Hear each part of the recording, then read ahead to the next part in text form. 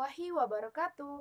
Halo, perkenalkan saya Sahdia dengan NIM 19591232 dari lokal PGMI 5H. Baiklah anak-anak, materi kita hari ini yaitu tentang bagian-bagian tumbuhan dan fungsinya. Umumnya, tumbuhan terdiri atas bagian-bagian tertentu, seperti akar, batang, daun, bunga, buah, dan biji. Setiap bagian memiliki fungsi tertentu. Yang pertama yaitu akar. Akar adalah bagian tumbuhan yang arah tumbuhnya searah dengan gaya tarik bumi. Biasanya, akar berada di dalam tanah. Macam akar yang pertama yaitu akar serabut, adalah akar yang berukuran relatif kecil dan tumbuh di pangkal batang. Kemudian yang kedua yaitu akar tunggang, adalah akar yang terdiri atas satu akar besar, yang merupakan kelanjutan batang, sedangkan akar-akar lain merupakan cabang dari akar tunggang. Contoh akar tunggang adalah akar yang tumbuh di ruas tebu bagian bawah. Contoh lainnya yaitu akar yang menggantung di batang pohon beringin. Kemudian inilah gambar-gambar dari macam-macam akar. Yang pertama itu gambar akar serabut, yang kedua akar tunggang, yang ketiga akar isap, yang keempat adalah gambar akar tunjang, yang kelima gambar umbi akar, dan yang keenam itu merupakan gambar dari akar gantung. Kemudian fungsi akar bagi tumbuhan antara lain yang pertama yaitu untuk menunjang berdirinya tumbuhan, yang kedua untuk menyerap air dan garam mineral dari dalam tanah, yang ketiga untuk menyimpan cadangan makanan, dan yang keempat untuk bernafas. Yang kedua yaitu batang. Batang adalah bagian tumbuhan yang umumnya tumbuh di atas tanah.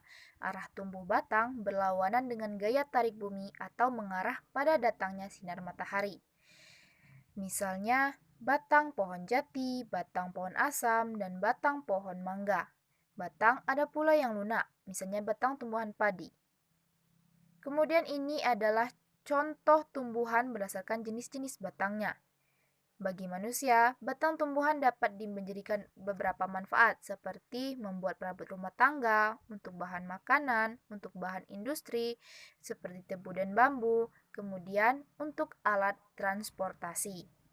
Kemudian yang ketiga yaitu daun. Daun merupakan perubahan bentuk dari batang yang memipih. Umumnya daun berwarna hijau. Warna hijau tersebut disebabkan warna klorofil yang ada pada daun. Namun, ada juga yang berwarna merah atau berwarna ungu.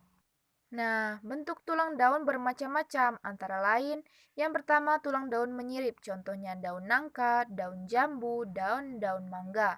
Yang kedua, tulang daun melengkung, contohnya seperti daun sirih dan daun gading.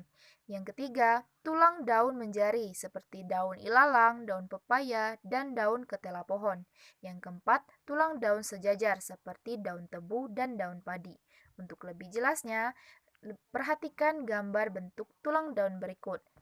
Seperti yang kalian lihat, itu ada bentuk daun menjari, beringgit, bergelombang, sejajar, rata, bergerigi.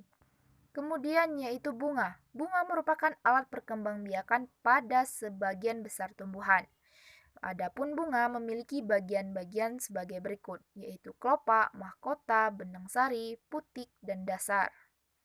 Kemudian ini merupakan gambar bunga dan bagian-bagiannya. Yang pertama yaitu gambar dasar bunga, yang kedua putik, ketiga mahkota bunga, yang keempat gambar benang sari, yang kelima gambar kelopak bunga, dan yang keenam itu merupakan gambar tangkai bunga.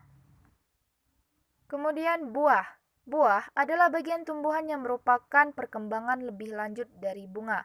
Buah terdiri dari bagian kulit, daging, dan biji. Bagi tumbuhan, buah bermanfaat sebagai makanan cadangan. Selain itu, buah juga digunakan menarik makhluk hidup lain sehingga membantu menyebarkan biji yang berada di dalamnya. Kemudian yang keenam yaitu biji. Biji pada tumbuhan digunakan untuk berkembang biak. Biji terdiri atas kulit biji, keping biji, dan lembaga. Lembaga adalah bakal tumbuhan baru yang terdiri atas bakal akar, bakal atang, dan bakal daun. Nah, anak-anak, ini merupakan gambar dari biji. Nah, itu yang terluar itu merupakan kulit biji. Kemudian lembaga dan yang bagian dalam itu merupakan keping. Baiklah anak-anakku sekalian, materi kita hari ini cukup sampai di sini saja ya. Ibu akhiri, wassalamualaikum warahmatullahi wabarakatuh.